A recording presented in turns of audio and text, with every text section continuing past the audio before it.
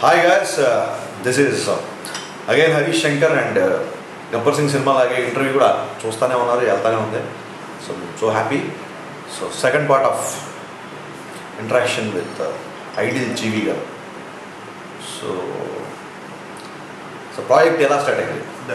That was your question. నేను first మిరపకాయ script చెప్పాను పవర్ స్టార్ గారికి.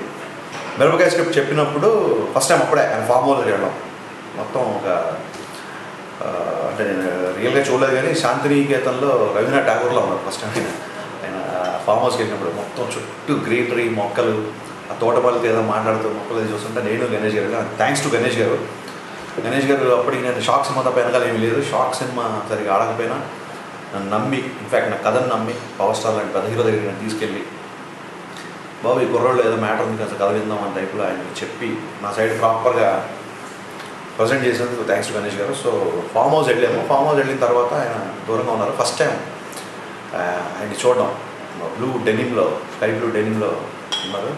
చూడడానికి నాకు యాజిటీస్గా మీలాగే in the sense me fans లాగా నాకు కూడా ఎక్సైట్మెంట్ వచ్చింది.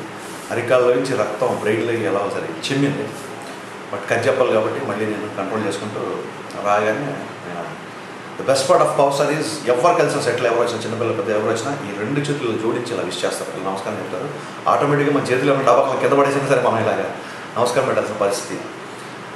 ఆయన దాన్ని బిలీవ్ చేస్తారు ప్రాపర్గా మన ట్రెడిషన్ ప్రకారం. అంటే ఈ ఫింగర్స్ ఇలా టచ్ అవ్వడం మూలంగా ప్రాపర్ కాస్మిక్ రేస్ ఏదో అయ్యి అవతల యొక్క విషెస్ అవతల యొక్క పాజిటివ్ మనం కోరుకుంటున్నట్టు ఏదో ఉంటుందంట. So I learn this one time. అలా విష్ చేశారు. సో కూర్చున్నారు. సో నేను ఆయన ఇద్దరు కూర్చున్నాం. గణేష్ గారు చాలా ప్రైవసీ ఇచ్చారు. కట్ చెప్పడం స్టార్ట్ చేశాను. చాలా సీరియస్గా ఉన్నారు. మాట్లాడుతూ కట్ చెప్తే టక్కన నేను చూస్తే ఆ పెద్ద పెద్ద కళ్ళు వేసిన అలా కథ వింటున్నప్పుడు టక్కని డిస్టర్బ్ అయిపోవడం. విల్ గెట్ పవర్ స్టార్ అంటే నాకు అప్పుడు అర్థమైంది. ఆ స్టోరీ చెప్తున్నప్పుడు పవర్ స్టార్ అంటే పవర్ లాగేసే స్టార్ అని సడన్గా చిన్న చిరకు వచ్చేది. మళ్ళీ కట్ చెప్తున్న మళ్ళీ అలా చేసినప్పుడు అలాగే ఒక 5-10 మినిట్స్కి ఒక స్క్రిప్ట్లో ఒక ఫస్ట్ జోక్ పేలగానే నేను గట్టిగా నవ్వేశారు. నవ్వగానే కొంచెం రిలాక్స్ అయ్యి స్టోరీ చెప్పడం స్టార్ట్ చేశాను.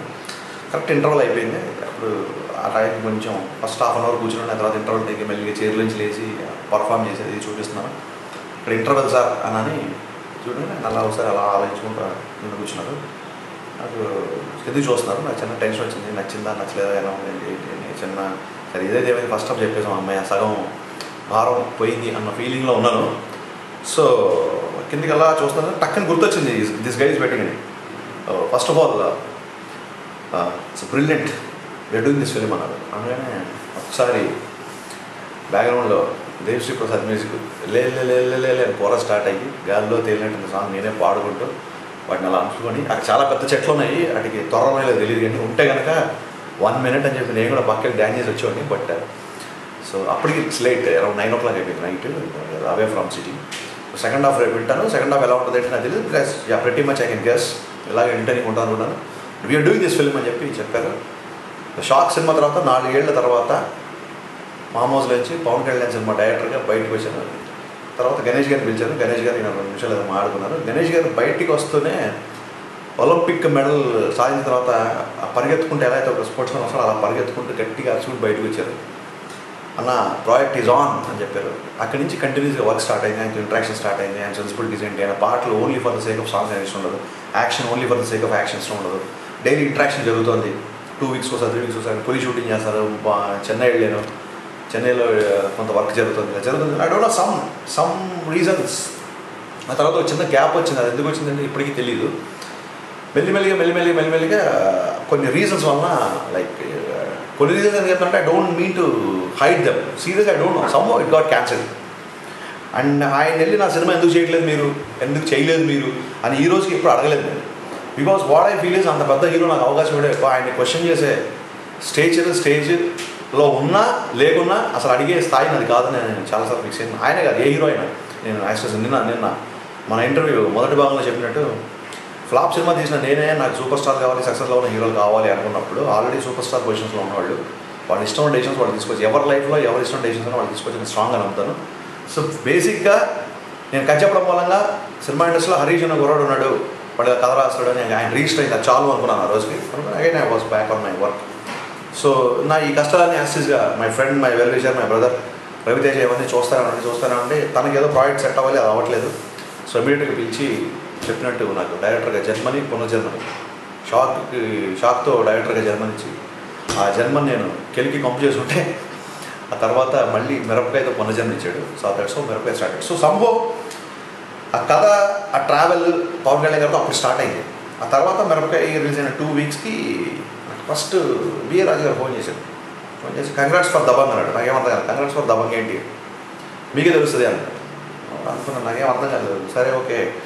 తర్వాత 2 డేస్ తర్వాత ఓకే ఎందుకని దాని గురించి ఆలోచించేది లేదు. ఎందుకంటే అప్పుడు ఈవీవి గారు చాలా సీరియస్గా ఉన్నారు. ఆ రోజు పాస్డ్ అవే.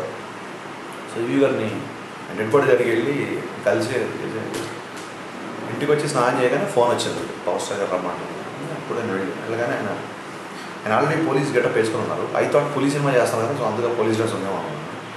దాన్ని I decide to do Dabangg. దాని పేరు గబ్బర్ సింగ్. మీరు చేస్తున్నారా ఈ సినిమా, మీరు చేస్తారా, if at all you're going to do what's your remuneration అన్నారు అసలు ఇమీడియట్గా. సార్ మీ సినిమా చేయడమే రెమ్యునరేషన్, మళ్ళీ దానికి సపరేట్ రెమ్యునరేషన్ అలాగేం లేదండి, లవ్ టు డూ. ఆయన ఓకే నేను ప్రెస్కి చేస్తాను, అయితే వెళ్ళి డిస్కస్ రిమైనింగ్ థింగ్స్ లేటర్ అని చెప్పారు. అప్పటికి బిఏ రాజు గారు బయట వెయిటింగ్. కంగ్రాచులేషన్స్ ఫర్ దబంగ్ అంటే దీనిగా అప్పుడు అర్థమైంది. సో ఆ రోజు వీ హ్యాడ్ దట్ ఫోటోషూట్. ఆ బెల్ట్ పట్టుకొని ఫస్ట్ స్టిల్ బ్యాక్ స్టిల్ ఆ రోజు ఫోటోషూట్. కొన్ని ఫొటోస్ ప్రెస్కి ఇవ్వాలి, కొన్ని స్టిల్స్ ఇవ్వాలి, ఏమైనా కొంచెం ఉంటే చెప్పండి అన్నారు.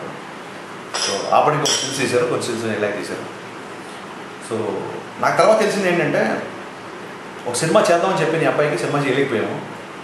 అతన్ని ఒక 8 months 6 months అతను సినిమా చేస్తున్నాము అన్న దాంట్లో ఉన్నాడు అతను. అన్ఫార్చునేట్గా సినిమా కుదరలేదు కాబట్టి తన మోరల్గా తను తీసుకున్నాను. నేను ఎప్పటికైనా సరే అతను ఒక సినిమా చేయలేదు, తన మోరల్ కమిట్మెంట్ అంటే ఒక మాట ఇస్తే ఆ మాటకు కట్టుబడి ఉన్నాం. నేను మిరపకాయ తీసినాను, ఇంకోటి తీసినాను అని చెప్పి ఆయన పిలవలేదు. నేను ఒకప్పుడు ఈ అబ్బాయి సినిమా చేద్దాం అనుకున్నాను, చేయడం కుదరలేదు. ఇప్పుడు నేను నా చేతిలో ఉన్న ప్రాజెక్ట్, నేను డిసైడ్ చేసే ప్రాజెక్ట్ కాబట్టి ఫస్ట్ అతను అడుగుదాం, అతను చేయకపోతే ఒక డైరెక్టర్ దగ్గరికి వెళ్దాం అనుకున్నానంట. నాతో చెప్పలేదు, నాకు ఫర్దర్గా చెప్పారు. Because I promise that way that we're doing a film అని చెప్పాను.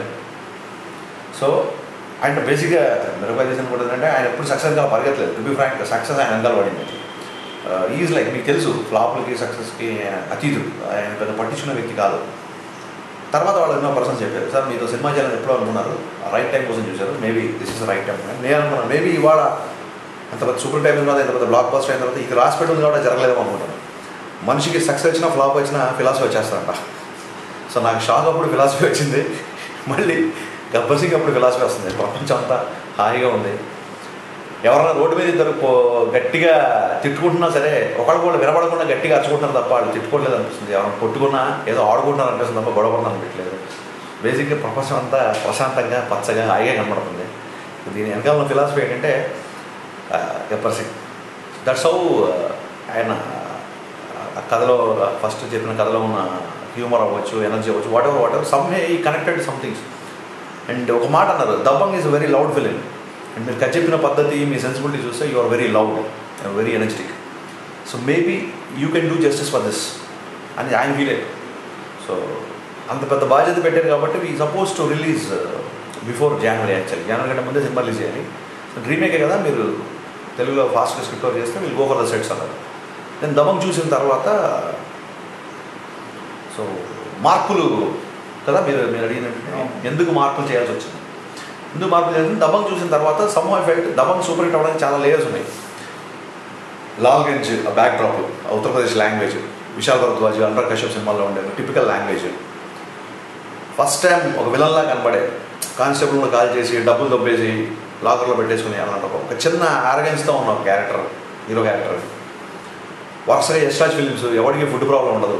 యశ్రాజ్ ఫిలిమ్స్ చాపర్లో దిగుతుంటారు, స్విట్జర్లాండ్లో పాటలు పాడుతుంటారు, పెద్ద పెద్ద ఇళ్ళు ఉంటాయి, పెద్ద పెద్ద బిజినెస్ హీరోలు అందరూ పెద్ద పెద్ద బిజినెస్ మేనేజ్ చేస్తుంటారు, చైన్ ఫాదర్ నుంచి వచ్చి హెరిటేజ్ బిజినెస్ చూస్తుంటారు. ఎవరికి ఏ ప్రాబ్లం ఉండదు, ఎమోషనల్ కాన్ఫిడెన్స్ అప్పాయంటే. ఇలాంటి హిందీ సినిమాల మధ్య ఏ ప్రాబ్లమ్స్ లేని హ్యాపీ సాఫిస్టికేటెడ్ హిందీ సినిమాల మధ్య ఒక రా ఫిల్మ్, ఉత్తరప్రదేశ్ బ్యాక్డ్రాప్లో విలేజ్లో వచ్చిన ఫిలిం, దట్టు పవర్ ప్యాక్డ్. మన Vijayan, south Indian top action director Vijayan master fights వల్ల, సాంగ్స్ వల్ల, పవన్ కళ్యాణ్ హిస్టానిక్స్ వల్ల, సల్మాన్ ఖాన్ హిస్టానిక్స్ వల్ల ఆడిన సినిమా దబంగ్ అని సినిమా చూసిన తర్వాత అర్థమైంది. So basic 70s kind of Manmohan Desai kind of line. ఒక ఊళ్ళో హీరో ఉన్నాడు, ఒక విలన్ ఉన్నాడు, మధ్యలో హీరోయిన్ ఉంది. సో ఈ విలన్కి హీరోకి పడదు. ఈ ప్యాటర్న్లో ఈ అమ్మాయి అంటే ఆ విలన్ మీద హీరో పగ తీర్చుకుంటూ, వాళ్ళ మదర్ని చంపేసిన దానికి పగ తీర్చుకుంటూ తన ప్రేమను ఎలా గెలుచుకున్నాడు అనేది కథ. It's a basic 70s kind of line. There is a villain, the good bad ugly టైప్లో సినిమా. బేసిక్ ఫార్ములాలో ఉన్నప్పుడు ఎందుకంటే సూపర్ హిట్ అయిందంటే సల్మాన్ ఖాన్ స్టడీస్ వల్ల సూపర్ హిట్ అయింది. సో అక్కడ సల్మాన్ ఖాన్ వల్ల ఆడితే ఇక్కడ పవన్ కళ్యాణ్ వల్లే ఆడాలి తప్ప దబంగ్ సినిమా వల్ల దబంగ్ స్క్రిప్ట్ వల్ల ఇక్కడ ఆడదు. So that's the first take I have taken. Mean it's the first thought I got after watching Dabangg. అక్కడ సల్మాన్ ఖాన్ కోసం చూసారు సినిమా. సో ఇక్కడ పవర్ స్టార్ కోసమే చూడాలి సినిమా. సో ఆయన కోసం చూడాలంటే ఏం చేయాలి. అండ్ అపార్ట్ ఫ్రమ్ దిస్ నేను అప్పుడు ఫస్ట్ రాసుకున్న స్క్రిప్ట్లో కూడా the kind of heroism which I wanted is important. ఎనర్జెటిక్గా ఉండడం కానీ, ఆ కామెడీ కానీ, అమ్మాయితో జోక్లు కానీ, లవ్ ట్రాక్ కానీ, ఇవన్నీ these kind of sensibilities were there in Mirapakay script also. So నాకు ఆ పవర్ స్టార్ అంటేనే ఒక ఎనర్జీ పర్లేదు. ఆ ఎనర్జీని ఎక్కడ మిస్ అవ్వకూడదు, ఎక్కడ డ్రాప్ అవ్వకూడదు. సినిమా మొత్తం హైపర్గా ఉండాలి, చూస్తే ఒక మెర్క్యూరీ పాసినట్టుగా ఉండాలి అన్న టేక్ అనేది ఎప్పటి నుంచో ఉంది బేసిక్గా. సో ఆ మార్పులు అనేది అక్కడి నుంచి స్టార్ట్ అయింది. అండ్ నాకు ఎప్పుడు పవర్ స్టార్ని దబంగ్ని పక్కన చూస్తే power star is bigger than Dabangg. అయ్యో ఇంత పెద్ద హిట్ ఈ హీరోతో చేస్తున్నాం అని ఎప్పుడు అనుకోలేదు. ఇంత పెద్ద హీరోతో ఈ సినిమా చేస్తాం అది నా పర్సెప్షన్ అలా ఉంది బేసిక్గా. దబంగ్కి పెద్దగా ఇన్ఫ్లుయెన్స్ అయిపోలేదు నేను. I respect Abhinav Kashyap, I respect Salman, I respect Arbaaz, music అంతా సూపర్ కాదనట్లేదు. దాన్ని యాస్టీస్గా తీయాలంటే ఇప్పుడు మాయాబజార్ని రీమేక్ చేయలేం, అది ఒక కళాఖండం అవ్వచ్చు కాదనట్లేదు. బట్ ఇమీడియట్గా చేయాలంటే మనకున్న సెన్సిబిలిటీస్కి, మనకున్న నేటివిటీకి, బేసిక్గా నాలో ఉన్న రైటర్కి ఎక్కడో ఒక చిన్న క్రియేటివ్ కాన్ఫ్లిక్ట్ ఉంది. ఆ క్రియేటివ్ కాన్ఫ్లిక్ట్ని క్లియర్ చేసుకుంటూ ది సేమ్ టైం నేను డైరెక్టర్గా రైటర్గా పక్కన పెడితే గబ్బర్ సింగ్ అనే సినిమా నేను 1-10 సార్లు ఎందుకు చూడాలి. పాటల కోసం, యాక్షన్ కోసం, అండ్ డైలాగ్ కోసం, అండ్ మ్యానరిజమ్స్ కోసం, కాల్ ఇలా ఎందాలి అంటే ఎందుకు అనాలి, ఏ సిచ్యువేషన్ అనాలి, ఊరికే ఏదో 10 సార్లు ఇలా అనేస్తే ఎందుకు చూస్తారు. సో ఈ కైండ్ ఆఫ్ అనాలిసిస్తో ఐ గో అండ్ సార్కి వెళ్ళి చెప్పింది ఏంటంటే, సార్ మళ్ళీ మీతో సినిమా ఎప్పుడు తెస్తా నాకు తెలియదు, I want give my best shot అనగానే అలా ఒకసారి చూశారు. Realise that ya at least I want try to give my best shot అన్నాను. అనగానే నవ్వేశారు. You take your own time. పెద్ద హీరోతో సినిమా వచ్చిన గబగబా స్టార్ట్ చేసేసి పవర్ స్టార్ డైరెక్షన్ చేసేసాం అది కాదు, అలా అనిపించుకోవాలనుకోలేదు. So I love your thought of taking time. నేను ఓన్ చేసుకొని చెప్తాను కాబట్టి then went back with my team and start working. And script work చేస్తున్నప్పుడు మొత్తం స్క్రిప్ట్ వర్క్ సాటిస్ఫాక్టరీగా వచ్చిన తర్వాత ఇప్పుడు పంజాబ్ షూటింగ్ చేస్తున్నాను కలకత్తాలో వెళ్ళి మళ్ళీ ఒక ఫ్రెష్ సినిమా, కొత్త సినిమా నరేషన్. ఈరోజు సినిమా జనాలు గబ్బర్ సింగ్ సినిమా ఏదైతే చూసారో ఇదంతా నేను షార్ట్ టు షార్ట్ డైలాగ్ ఆయన కలకత్తాలో నరేషన్ ఇచ్చాను. నరేషన్ కానీ ఆయన సెకండ్ ఇచ్చి హక్ చేసుకొని నాకు దబం గుర్తురాదు అసలు. I think these are the right sensibilities to apply this film. Just go with the music work and మిగతా వాళ్ళు చూసుకోండి, వీఆర్ ఆన్ అని చెప్పారు. సో ఆ రోజు మళ్ళీ కొత్తగా ప్రాజెక్ట్ స్టార్ట్ అయినా హై వచ్చింది. సో అక్కడి నుంచి ఇట్ గాట్ స్టార్ట్.